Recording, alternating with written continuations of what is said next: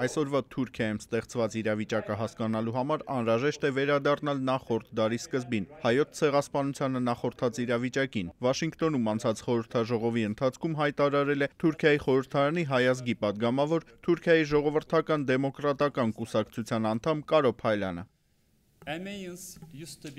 Հայերը նախկինում կազմել են Թուրքիայի բնակչության 20%-ը, այսօր մենք 0.1%-ից էլ քիչ ենք։ Մենք ցեղասպանություն ենք վերապրել, եւ ես ծնվել եմ ցեղասպանություն վերապրած ընտանիքում։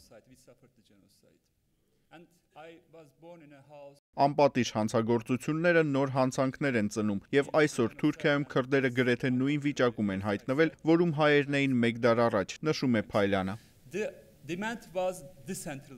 Նախորդ դարի սկզբին հայերիս մի հատ պահանջն ապակենտրոնացումն էր, սակայն ցեղասպանությունից հետո ձևավորվեց չափազանց կենտրոնացված Թուրքիա։ Կարո Փայլյանի խոսքով արդյունքում այսօր Թուրքիայում իշխանավորն անխուսափելի դառնում է սուլթան։ 100 տարի առաջ հայերն էին ոչնչացվում, եւ նույն գաղափարախոսությունը, կենտրոնացված անմարդկային ու անհոգի գաղափարախոսությունը շրջվել է քրդերի եւ բոլոր դեմոկրատների դեմ։ Արդյունքում այսօր Էրդողանը մեղադրանքներ է ներկայացնում բոլոր նրանց, ովքեր իրեն քննադատում են, եւ նրանց ահաբեկիչ անվանում։ Եվ նա ասում է, որ շարունակելու է այդ պատերազմը մինչեւ ոչնչացվի վերջին ահաբեկիչը, ինչի պատճառով յուրաքանչյուր օր 30-40 մարդ է զոհվում։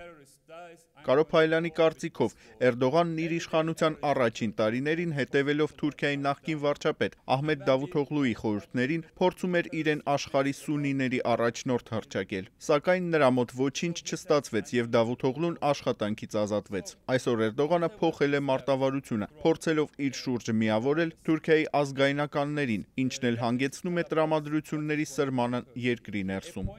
Արման Թարջիմանյան, Ամերիկայի ձայն, Վաշինգտոն։